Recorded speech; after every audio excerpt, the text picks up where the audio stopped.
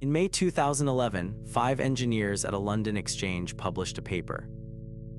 6 million orders per second on a single thread, mean latency 52 nanoseconds per hop. That paper ended an argument the industry did not know it was having.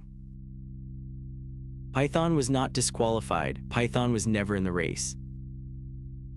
The exchange was LMAX. The paper was called the Disruptor. Its lead author, Martin Thompson, made an argument that had been quietly true for a decade. Speed was not scarce, predictability was.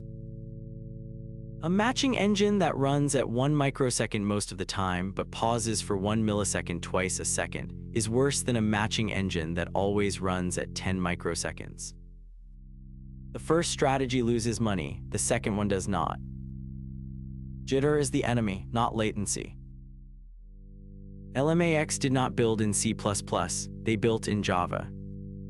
The specific language was almost incidental. What mattered was the discipline the language allowed. No allocations in the hot path, no locks, no shared mutable state. Java could hold that discipline, Python could not, the gap was structural. Two properties of CPython, the reference implementation, disqualify it from any hot path. First, the global interpreter lock. One thread executing Python bytecode at a time, 16 cores, one running. NumPy releases the lock for vectorized array operations. A matching engine cannot vectorize. Each order arrives, is validated, is matched, is acknowledged. That is a stream, not a batch. A stream through a lock is a queue. Second, reference counting. Every object assignment increments an integer. Every scope exit decrements it. When the count reaches 0, the object frees, and every object it referenced also decrements, cascading. One scope exit can trigger thousands of frees. The thread stops until the cascade completes.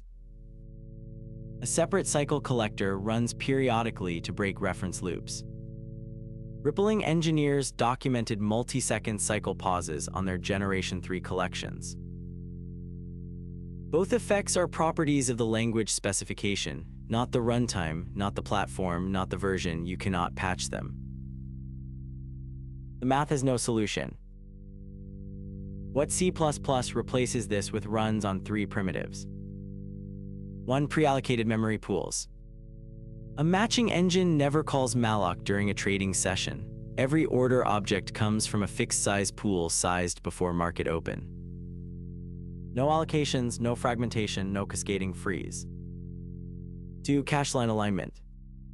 Modern CPUs move memory in 64-byte lines. Read anything outside the cached line and the pipeline stalls for 100 cycles. A well-designed order book packs the top of book bid and ask into a single cache line. Python's dictionary layout guarantees 3 cache misses per lookup. 3. Kernel bypass.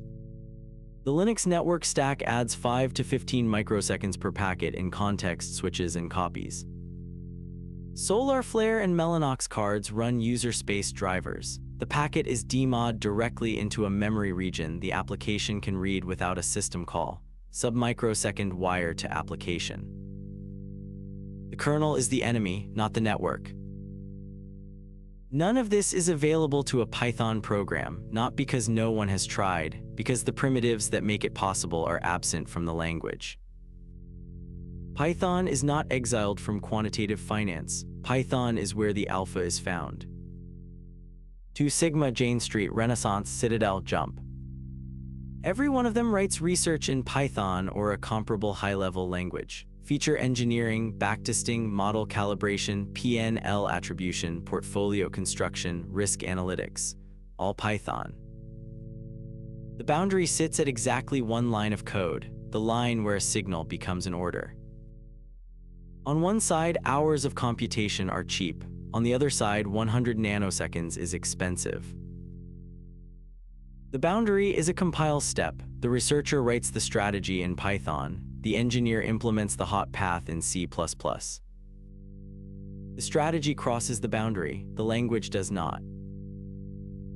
Next, Gloss-to-Milgram and the mathematics of adverse selection.